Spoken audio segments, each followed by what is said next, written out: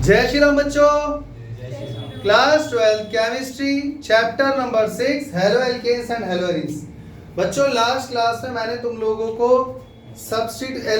Nucleophilic substitution reaction के बारे में बता दिया था। मैंने SN1 और SN2 दोनों रिएक्शन कंप्लीट करवा दिए। सही है। आज हम लोग पढ़ने जा रहे हैं बच्चों एलिमिनेशन रिएक्शन। Elimination reaction. बच्चों नाम से आपको क्या समझ में आ रहा है? एलिमिनेशन से, सब्स्टिट्यूशन से समझ में यह आ रहा है कि एक एटम आयन या कॉन्स्टिट्यूएंट पार्टिकल आया और उसने किसी दूसरे की जगह ले ली है। बात समझ में आ रही है? जैसे कि सब्स्टिट्यूशन रिएक्शन में क्या होता था, यहां पर एक X होता था और ये न्यूक्लियोफाइल है। तो न्यूक्लियोफाइल यहां पे अटैक करेगा कार्बन पे और X यहां से हट जाएगा। तो क्या बन जाएगा बच्चों? समझ में आ गया? मतलब एक चीज को रिप्लेस करके कोई दूसरी जगह कोई दूसरा ऑब्जेक्ट यानी न्यूक्लियोफाइल यहां पर उसकी जगह सब्स्टिट्यूट हो रहा है। हाँ यार, तो वो सब्स्टिट्यूशन रिएक्शन था। लेकिन आज जो हम लोग पढ़ने जा रहे हैं वो है एलिमिनेशन रिएक्शन। बच्चों एलिमिनेशन वर्ड से आपको क्या समझ में आ रहा है ये बताओ पहले। एलिमिनेशन नाम से ही ये बात समझ में आ रही है कि कोई चीज पूरी तरह से अपनी जगह से हट गई है, चली गई है, एलिमिनेट हो गई है और किसी को उसे रिप्लेस नहीं करा है या किसी ने उसको रिप्लेस नहीं करा है। इतनी बात समझ में आ गई? तो एलिमिनेशन रिएक्शन क्या होता है बच्चों? एक ऐसा reaction, a reaction in which smaller atoms are eliminated. जहां पे छोटे एटम्स क्या हो जाते हैं बच्चों? एलिमिनेट। एक छोटा सा एग्जांपल दूं बच्चों, मान के चलो यहां पर दो कार्बन है, इसके साथ A और B जुड़ा हुआ है। मान लेते हैं A जो है वो एक हैलोजन है, तो ये हो गया हमारा अल्फा कार्बन और ये हो गया हमारा बीटा कार्बन। पहले आपका काम है अल्फा कार्बन पहचानना। अल्फा कार्बन वो कार्बन होता है जिसके साथ डायरेक्टली हैलोजन जुड़ा होता है। समझ में आ गया? और उसके साथ वाला एडजेसेंट कार्बन यानी आजू बाजू में जहां भी उसके साथ अगला कार्बन जुड़ा है डायरेक्टली, वो होता है बीटा कार्बन। कोई दिक्कत? तो यहां पर ये हुआ एलिमिनेशन के नाम पर, यहां पर ये हुआ कि अल्फा कार्बन से एक ए यानी हैलोजन और बीटा कार्बन से एक एटम यानी बी यहां से रिमूव हो गया। तो बच्चों वो ए और बी मिलकर क्या बन गया होगा? A B. हालांकि वो बाय प्रोडक्ट है, मुझे उससे लेना देना नहीं है। यहां पर क्या हुआ बच्चों? चेक करो, कार्बन और कार्बन के बीच में क्या बन गया? डबल बॉन्ड, और ये बन गया एक अल्कीन। चेक करो सही है गलत। जब इस कार्बन से ए और इससे बी हट जाएगा तो कार्बन की वैलेंसी 4 होती है, तो कार्बन कार्बन के बीच में डबल बॉन्ड आएगा या नहीं? हाँ या ना? इतना बता दो पहले। यहां पर आपने क्या देखा ये बताओ। अच्छा यहां पर पक्का हीट दी गई होगी, क्योंकि अगर आपको बॉन्ड तोड़ने हैं तो आपको टेम्परेचर हाई रखना ही पड़ेगा। हाँ या ना? और बॉन्ड जोड़ने होते हैं, एडिशन रिएक्शन करना होता है, तो टेम्परेचर हम कभी भी बढ़ाते नहीं है, कम रखते हैं। सही है गलत है? तो फटाफट बताओ तुमने यहां पर क्या नोटिस करा? हैलोजन इज रिमूव्ड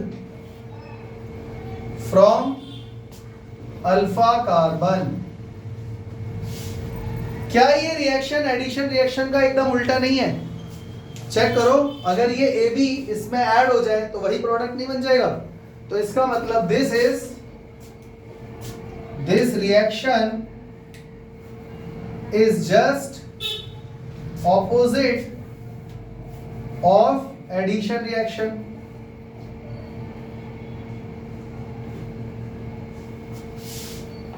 क्या ये रिएक्शन ज्यादा टेम्परेचर पे प्रेफर हो रही है? हाँ, यानी this reaction is preferred at high temperature.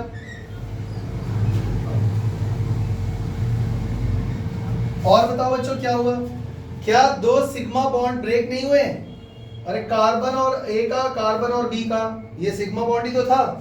यानी 2 sigma bonds are broken और क्या नोटिस करा बच्चों, चेक करो क्या ये, हाँ हाँ एक पाई बॉन्ड बन गया, 1 pi bond between carbon and carbon is form. और क्या नोटिस करो बच्चों, तुमने चेक करो क्या ये अल्कीन बनाने का एक बहुत अच्छा मेथड नहीं मिल गया, हाँ या ना? यानी this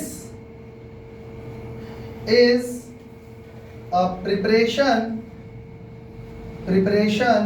of alkyne from alcohol और हेलोएल्केन। बोलो बच्चों, बात समझ में आ गई? कोई दिक्कत? चले आगे। अब यहाँ पर नोटिस करने वाली बात ये है बच्चों कि जो एलिमिनेशन रिएक्शन है वो फर्दर कितने टाइप का होता है? 2 टाइप का। ठीक है भाई, इसको मैं इरेज कर रहा हूं, इतना कॉपी में नोट कर लेना, ये पॉइंट्स कॉपी में नोट डाउन कर लेना।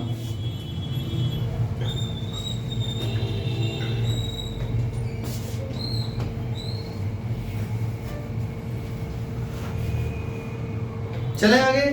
तो बच्चों कितने टाइप के एलिमिनेशन रिएक्शन होते हैं? There are 2 types of elimination reactions.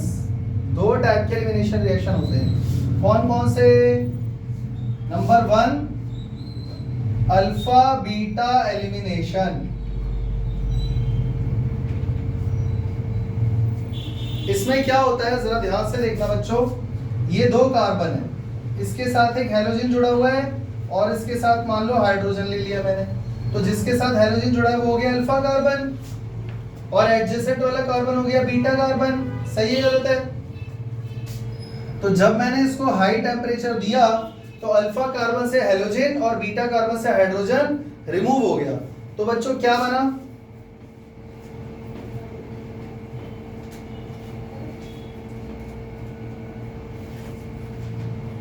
क्या बना? अल्कीन। समझ में आ रहा है बच्चों? ये तो सेम वही हो गया जो अभी हमने ऊपर पढ़ा था, इसमें तो कोई दिक्कत ही नहीं है, ये तो क्लियर है ना? इसमें हुआ ये है कि 2 एटम ये दोनों एडजेसेंट कार्बन यानी आजू बाजू वाले कार्बन से ही रिमूव होते हैं। अच्छा नंबर 2 पे आते हैं। एक होता है बच्चों alpha gamma elimination. Alpha gamma elimination, alpha gamma में क्या होता है बच्चों, ध्यान से देखो। मान लो यहां पर 3 कार्बन है, इसके साथ हमारा हैलोजन जुड़ा हुआ है और यहाँ पे हाइड्रोजन है। वैसे तो सब में हाइड्रोजन ही है पर मैंने यहाँ पे ड्रॉ कर दिया। बच्चों बताओ यहाँ पे अल्फा कार्बन कौन सा हुआ? अल्फा कार्बन वो कार्बन माना जाएगा जिसके साथ हैलोजन जुड़ा हुआ है। तो ये कौन सा कार्बन हुआ? बीटा। और ये कौन सा हुआ? गामा। समझ में आ गया? अब यहाँ पर आप चेक करो, अगर मैं इसको हीट दूं तो बच्चों इस बार क्या हुआ? यहाँ पे इस वाले कार्बन से ये हैलोजन X और गामा कार्बन से यहाँ पे से एक हाइड्रोजन रिमूव हो गया, यानी 2 स्मॉल एटम्स यहाँ से एलिमिनेट हो गए, एक अल्फा कार्बन से और एक गामा कार्बन से। तो अब आप ये बताओ बॉन्ड कहाँ बनेगा? Double bond. क्या डबल बॉन्ड यहां बनेगा? नहीं। क्या डबल बॉन्ड यहां बनेगा? नहीं। बॉन्ड उन 2 कार्बन के बीच में बनता है हमेशा जिनसे स्मॉल एटम रिमूव हुए हैं। चेक करो ना, इन दोनों से एटम रिमूव हुआ था तो इन्हीं दोनों के बीच में बॉन्ड आया ना। तो ऐसे ही अब एटम इस वाले और इस वाले कार्बन से रिमूव हुए हैं, तो जरा चेक करो क्या बनेगा। तो यहाँ पे साइक्लिक प्रोडक्ट बन जाएगा। समझ में आ गया? इस और इस कार्बन के बीच में अगर आप एक बॉन्ड जोड़ोगे तो सिंगल बॉन्ड ही तो बनेगा, डबल थोड़ी ना आएगा। डबल तो तब आएगा जब ऑलरेडी एक एग्जिस्ट कर रहा था। समझ में आ गया? तो यहां पर क्या हो जाएगा बच्चों? Cyclic product is form. कितने बच्चों को यहां तक की बात समझ में आ गई है? यहां तक क्लियर है? अब यहां पे एक मजे की बात यह है कि ये तुम्हारे सिलेबस में है और ये तुम्हारे सिलेबस में नहीं है, तो इसके आगे हम लोग इसको डील नहीं करेंगे, खाली अल्फा बीटा एलिमिनेशन को डील करेंगे। कोई दिक्कत? चले आगे। तो अब हम पढ़ने जा रहे हैं बच्चों types of alpha beta elimination. Types of alpha beta elimination. Alpha beta elimination, देखो अल्फा गामा तो नहीं पढ़ना वैसे भी। अल्फा बीटा कितने टाइप का होता है ध्यान से देख लो। ये होता है 3 टाइप का। E1 एलिमिनेशन,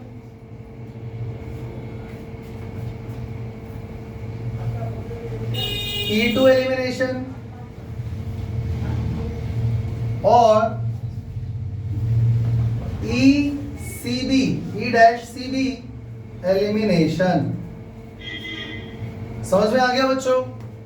E1 के बारे में मैं तुम्हें बता देता हूं। ये यूनिमॉलिक्यूलर होता है। इसका ऑर्डर क्या है बच्चों? 1 और इसमें हमेशा कार्बोकेटायन बनता है। Carbocation is formed. बच्चों चेक करना क्या ये SN1 की तरह काम नहीं कर रहा काफी हद तक? हाँ या ना? लेकिन तुम्हें ये नहीं देखना कि ये उसकी तरह सिमिलर है या नहीं, तुम्हें यहाँ पे फर्क ढूंढने हैं। क्योंकि जब आपको कोई रिएक्शन इनकम्प्लीट दिया होगा तो आपको जब वो रिएक्शन कंप्लीट करना होगा तो आप कंफ्यूज हो जाओगे कि यहाँ पे SN1 लगाओगे, SN2 लगाओगे, E1 लगाओगे या E2 लगाओगे। तो ये तो सिमिलैरिटीज लिखी है मैंने, जो डिफरेंस है वो तुम्हें ढूंढ के दिमाग में फिट रखने हैं। जैसे SN1 और SN2 में क्या डिफरेंस था? प्रोटिक और एप्रोटिक सॉल्वेंट का फर्क था। मेन तो यही था, ऑर्डर का था। वैसे देखो ऑर्डर, मॉलिक्यूलरिटी, ये सब चीजें रिएक्शन में आंखों से थोड़ी दिखाई देती है। तो एरो के ऊपर जो आपको दिया रहेगा DMF, DMSO, उसी से पता लगेगा। मेन तो यही होता है। तो वैसे यहाँ पे भी आपको फर्क पता लगाना है। E2 एलिमिनेशन जो है ये होता है बच्चों बाइमॉलिक्यूलर, बाइमॉलिक्यूलर रिएक्शन। इसका ऑर्डर भी बच्चों क्या होता है? 2। इसमें क्या बनती है बच्चों? Transition state. क्लियर हो गया? और जो E-CB होता है ये होता है E- कंजुगेट बेस एलिमिनेशन।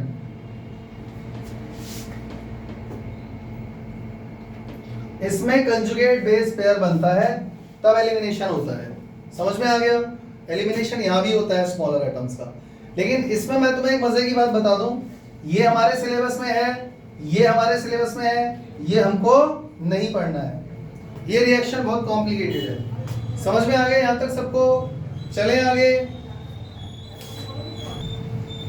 अब हम लोग बच्चों स्टार्ट करने जा रहे हैं E1 एलिमिनेशन रिएक्शन।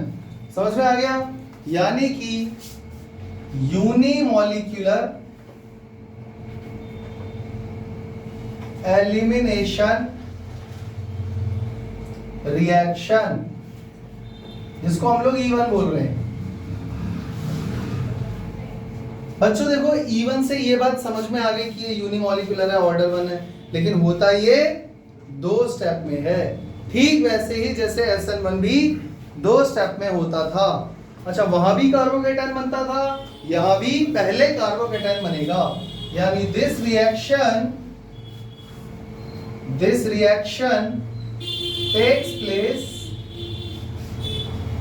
इन 2 स्टेप्स। क्या है वो 2 स्टेप बच्चों? देख लेते हैं एक बार। स्टेप 1, जैसे मान लो आपके पास R है, C है, C है, यहाँ X जुड़ा हुआ है, इसके साथ CH ले लेते हैं और यहाँ हो जाएगा CH3। सही है? पहले स्टेप में क्या हुआ बच्चों? सबसे पहले स्टेप में तुम लोगों को ये बात याद रखनी है, हाई टेम्परेचर की वजह से सबसे पहले यहां से ये X का बॉन्ड टूटेगा। सबसे पहले यहां से ये X अलग हो जाएगा। समझ में आ गया? जैसे ही X यहां से ये बॉन्ड ब्रेक होगा, क्या बनेगा? RCH CH2H। देखो वैसे ये CH3 ही है और मैंने एक H को अलग से बना दिया, कोई दिक्कत तो नहीं है।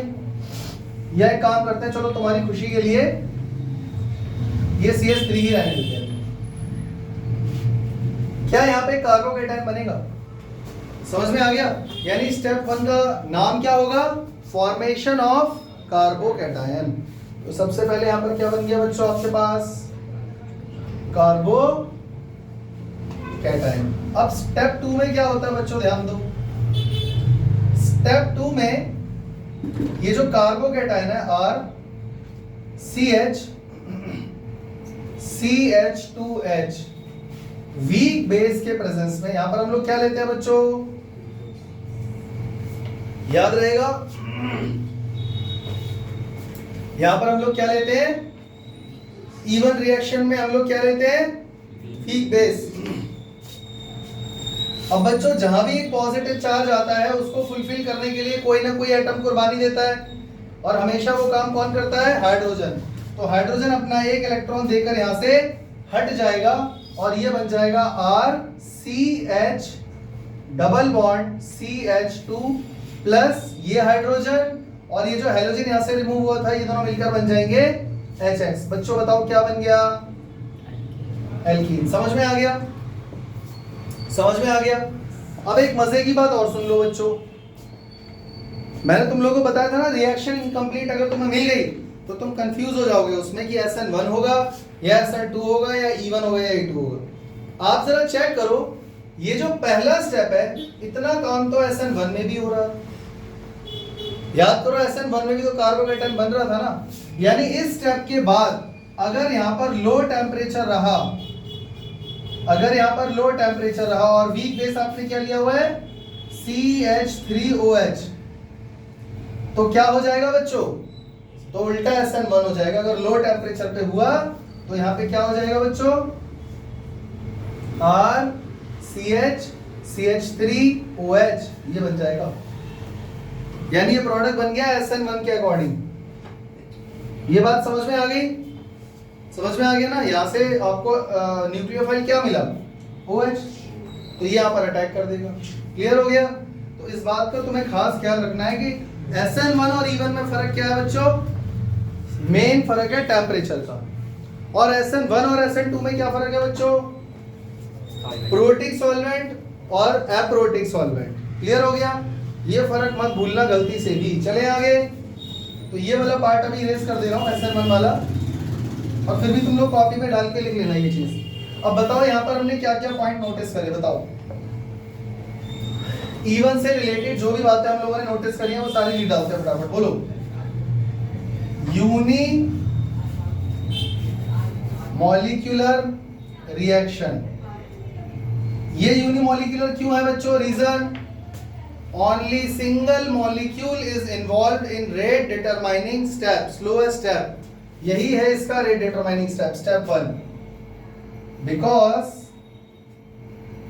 Only one molecule is involved in RDS।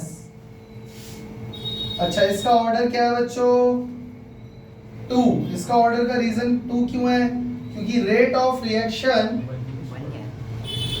Sorry इसका ऑर्डर 1 है, E1 है ना, तो ऑर्डर और मॉलिक्यूलरिटी इसकी सेम है। तो ऑर्डर ऑफ रिएक्शन 1 क्यों है बच्चों, क्योंकि rate of reaction is directly proportional to reactant, reactant जो भी है Rx रेज टू पावर 1, ऐसा ही रहा होगा, हाँ या ना। अच्छा, और क्या चीज देखने को मिली बच्चों, this reaction is endothermic in nature, endothermic in nature, therefore preferred at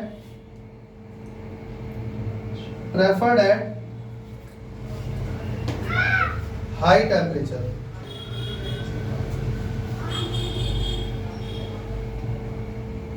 preferred at high temperature। अच्छा, यहां पर बच्चों हम लोग क्या ले रहे हैं, this reaction takes place in the presence of a weak base। और weak base में हम लोग क्या क्या लेते हैं बच्चों, H2O, जो कि न्यूक्लियोफाइल भी दे सकता है, SN1 रिएक्शन भी करवा सकता है, हाँ या ना। तो यह टेम्परेचर का फर्क देखना होता है। और CH3OH C2H5OH, बच्चों जरा चेक करना, ये अल्कोहल और वाटर तो SN1 में भी था प्रोटिक सॉल्वेंट के तौर पे, और एक और था एसिटिक एसिड जो यहाँ नहीं है।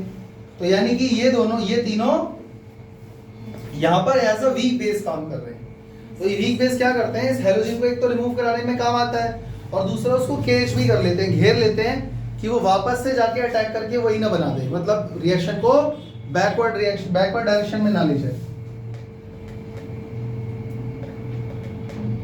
Weak base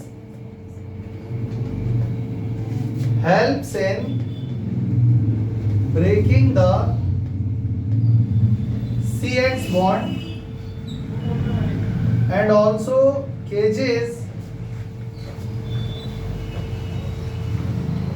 halogen so that reaction cannot go in backward direction। भाई एक बात बताओ ना, ये स्लोएस्ट स्टेप इसीलिए तो है, यहां से हेलोजन रिमूव हुआ, कार्बोकेटायन बन गया, तो ये जो X माइनस यहां से निकलेगा वो दोबारा भी तो इस पर अटैक करके वापस ही बना सकता है, तो उसको भी वीक बेस ही कंट्रोल करेगा। ये बात समझ में आ गई। इस रिएक्शन में हमेशा कार्बोकेटायन पहले बनेगा, always carbocation will form first. बच्चों ऑर्डर ऑफ रिएक्शन क्या होगा, ऑर्डर ऑफ रिएक्शन क्या होगा, 1 डिग्री 2 डिग्री 3 डिग्री या 3 डिग्री 2 डिग्री 1 डिग्री, 3 2 1। तो ये भी SN1 की तरह हो गया, तो बहुत ज्यादा चांसेस है SN1 के होने की। तो मेन फर्क टेम्परेचर का ही है, जबकि SN1 और SN2 में टेम्परेचर सेम रहता था, वहां पर किसका फर्क था, ऑर्डर का। SN1 में 3 2 1, SN2 में 1 2 3। भाई जिसने नहीं पढ़ा है वो लास्ट लेक्चर जाके वीडियो देख लेना, समझ में आया।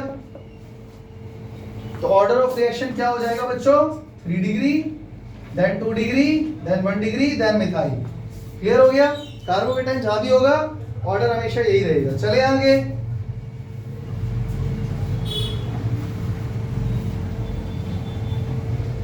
बच्चों क्योंकि यहां पर कार्बोकेटायन बन रहा है, जरा चेक करो क्या प्रोडक्ट रेसमिक मिक्सचर बन सकता है,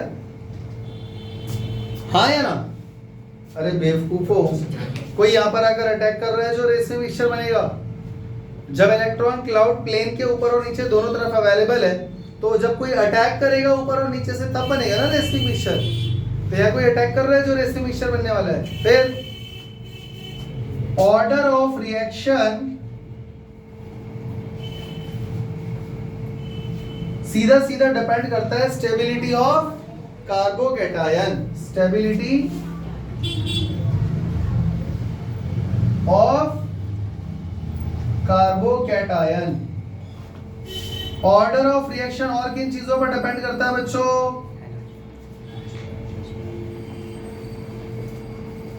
ऑर्डर ऑफ रिएक्शन एक और चीज पर डिपेंड करता है, लीविंग ग्रुप पर, लीविंग ग्रुप यानी हेलोजन के ऊपर। यानी जितना बड़ा हेलोजन होगा उतना ही बॉन्ड लेंथ बड़ी होगी, उतना ही बॉन्ड जल्दी टूटेगा। समझ गए। तो इसका मतलब Ri पहले टूटेगा, फिर RBr, then RCl and then Rf। ये बात समझ में आ गई। कोई पॉइंट जो ऐसा रह गया हो बच्चों, यहां पर कई बार शिफ्टिंग भी हो जाती है, बताऊंगा भी। बच्चों यहां पर एक चीज और याद रखना, रीअरेंजमेंट ऑफ स्मॉल एटम और ग्रुप इज पॉसिबल। रीअरेंजमेंट को बच्चों शिफ्टिंग भी बोल सकते हैं। कई बार क्या होता है, 1 डिग्री से 2 डिग्री या 2 डिग्री से 3 डिग्री बनाने के लिए अगर पॉसिबिलिटी है तो हम लोग शिफ्ट भी कर सकते हैं या रीअरेंज भी कर सकते हैं। रीअरेंज कौन कौन होता है बच्चों, हाइड्रोजन हो जाता है, मिथाइल ग्रुप हो जाता है और ओ फिनाइल ग्रुप हो जाता है। ये छोटे मोटे ग्रुप जो है वो शिफ्ट हो सकते हैं। समझ में आ गया। कोई पॉइंट ऐसा जो रह गया हो, समझ में आ गया। और आपको क्या देखने को मिल रहा है बच्चों, यहाँ पे अल्कीन बन रहा है, ये हो चुका है। टेम्परेचर हाई रखना होता है, ये भी मैंने मेंशन कर दिया है। और बच्चों एक पॉइंट इसमें आप ये भी ऐड कर सकते हो कि ये रिएक्शन अगर आप ठीक से देखो, हेलोजन और एक H यहां से रिमूव हो रहा है, क्या मैं इस रिएक्शन को डीहाइड्रो हेलोजिनेशन बोल सकता हूं? डीहाइड्रो हेलोजिनेशन रिएक्शन, याद है या भूल गए? 11th में बताया था। देखो एक हेलोजन रिमूव हो रहा है, एक हाइड्रोजन रिमूव हो रहा है, तो डी का मतलब है हटा देना, डी हाइड्रो हेलोजिनेशन रिएक्शन हो रहा है या नहीं? क्लियर हो गया? अब इसको और बेहतर तरीके से समझने के लिए एक दो क्वेश्चन करें बच्चों। बच्चों इसको समझने के लिए मैंने यहाँ पर एक क्वेश्चन लिखा है, आप देख सकते हो कि यहाँ पर methane ethane propane 2 bromo propane यहाँ पर मैंने ड्रॉ किया हुआ है। बच्चों इसका नाम लिखूं या समझ गए? 2 ब्रोमो प्रोपेन, ये तो आता होगा भाई। अब यहाँ पर देखो डाला क्या गया है, CH3OH in the presence of 80 degree Celsius. बच्चों ये तो प्रोटिक सॉल्वेंट है, तो यहाँ SN1 होना चाहिए कायदे में, तो पर क्योंकि यहाँ पर 80 डिग्री सेल्सियस है जो कि अच्छा खासा टेम्परेचर, हाई टेम्परेचर है, तो यहाँ पर क्या होगा? एलिमिनेशन रिएक्शन होगा। और हम सभी जानते हैं एक कार्बन यहाँ से अपना ये Br दे देगा, और इन दोनों में से कोई भी एक कार्बन, क्योंकि आप चेक करो ये अल्फा कार्बन है और एडजेसेंट कार्बन बीटा होता है, तो कौन है बीटा? ये है या ये है? दोनों ही है, तो दोनों अपना हाइड्रोजन तो देंगे नहीं, कोई एक देगा। तो एक काम करते हैं, इस वाले कार्बन से यहां पर एक हाइड्रोजन ले लेते हैं, ऐसा ही होगा। तो चेक करो क्या बनेगा, CH3 CH double bond CH2 क्या बन गया? प्रोपीन। कोई दिक्कत? समझ में आ गया? लेकिन बच्चों फिर भी मैं तुमसे एक बात कहूंगा, हमेशा मैकेनिज्म के थ्रू ही प्रोडक्ट बनाना, क्योंकि यहाँ तो आसान था, बन गया आराम से, कोई दिक्कत नहीं हुई।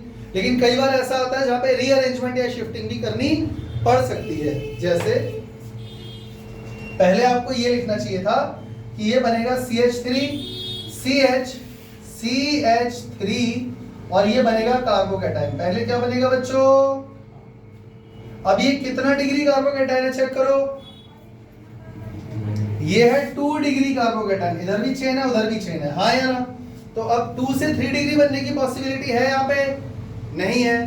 तो अब अगर इसमें आप हाई टेम्परेचर दोगे in the presence of weak base, तब क्या होगा? इन दोनों में से कोई भी एक कार्बन अपना हाइड्रोजन देकर, देखो क्या होगा, CH2 यहाँ पर एक हाइड्रोजन है ना, ये अपना इलेक्ट्रॉन यहाँ देकर ये यहाँ से हट जाएगा, तो क्या बन जाएगा?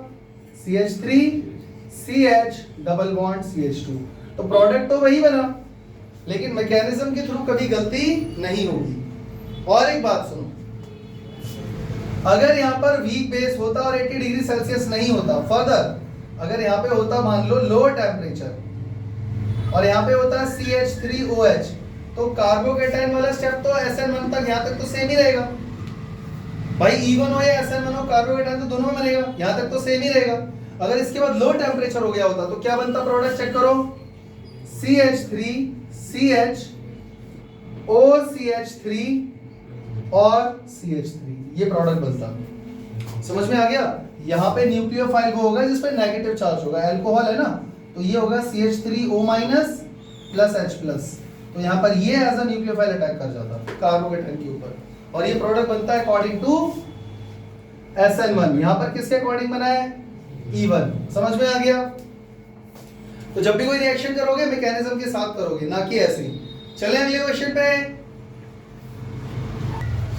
बच्चों देखो मैंने यहाँ पर फिर से एक और क्वेश्चन लिखा है, इसको भी हमें दिमाग लगा के सॉल्व करना है। बच्चों जरा चेक करो, यहाँ पर भी एक वीक बेस है और हाई टेम्परेचर है, तो एक कार्बन से यानी कि अल्फा कार्बन से जाएगा Br और इन दोनों में से कोई भी एक कार्बन से हाइड्रोजन रिमूव हो जाएगा। मान लो बच्चों ये हो गया CH2, ये हो गया H, तो जरा चेक करो यहाँ पर डबल बॉन्ड आएगा या नहीं? और ये वही क्वेश्चन है जो अभी हमने किया था, याद है कि भूल गए? ये क्वेश्चन मैंने यहाँ दोबारा इसलिए लिखा है तुम लोगों को ये समझाने के लिए कि जरा ठीक से देखो, अगर हाइड्रोजन इस कार्बन ने नहीं बल्कि इस कार्बन ने दिया होता तो ये डबल बॉन्ड आज यहाँ नहीं बल्कि यहाँ आया होता, पर क्या इससे उसकी नेमिंग पर कोई फर्क पड़ेगा? क्या प्रोडक्ट बनाने में आपको कोई दिक्कत हुई?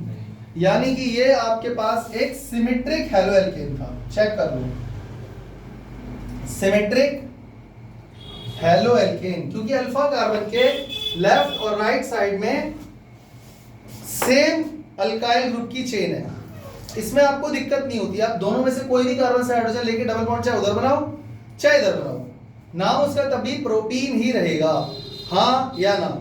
लेकिन जो मुझे समझाना है वो ये है बच्चों कि मान लो आपके पास कोई ऐसा कंपाउंड हुआ CH3 CH2 CH CH3Br। अब आप लोग मुझे खुद ये तय करके बताओ कि देखो ये तो कंफर्म है कि अल्फा कार्बन है, ये तो कंफर्म है, यानी ये Br तो जाएगा ही जाएगा। बीटा कार्बन एक तो ये है और एक ये है। अगर आपने इस बीटा कार्बन से हाइड्रोजन लिया तो डबल बॉन्ड आएगा यहां पे, हाँ या ना। मतलब ऐसा बन जाएगा CH3 CH2 CH double bond CH2। सही या गलत? सही है। लेकिन बच्चों अगर ये वाला बीटा कार्बन से आपने हाइड्रोजन लिया, दोनों ही बीटा कार्बन है, आप हाइड्रोजन यहां से भी रिमूव करवा सकते हो और यहां से भी करवा सकते हो। अगर यहां से आपने बीटा कार्बन मूव करवाया तो आपके पास प्रोडक्ट क्या बनेगा? CH3 CH बचेगा क्योंकि एक हाइड्रोजन तो रिमूव हो जाएगा ना, डबल बॉन्ड CH CH3, हाँ या ना। तो उस केस में आप लोगों को याद रखना है कि आपको दोनों प्रोडक्ट बनाने हैं, जिसमें से ऊपर वाला प्रोडक्ट है माइनर, ये बनेगा सिर्फ 20%, और ये प्रोडक्ट है बच्चों मेजर, ये बनेगा 80%। कोई दिक्कत? बच्चों जो प्रोडक्ट कम मात्रा में बनता है उसको क्या बोलते हैं? उसको बोलते हैं हॉफमैन प्रोडक्ट। समझ में आ गया? और जो प्रोडक्ट ज्यादा बनता है उसको क्या बोलते हैं? सेट्ज़ेफ प्रोडक्ट। क्या बोलते हैं?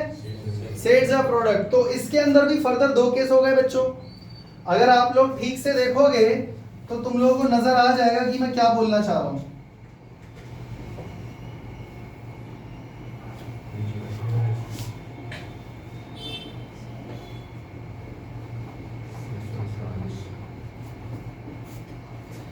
ये चीज ऐसे भी बनाई जा सकती है और ऐसे भी बनाई जा सकती है, हाँ या ना। ये क्या है बच्चों? सिस ब्यूटूइन। और ये क्या है बच्चों? ट्रांस ब्यूटूइन, हाँ या ना। यानी मेजर प्रोडक्ट, देखो माइनर तो क्लियर है, ये अलग हो गया।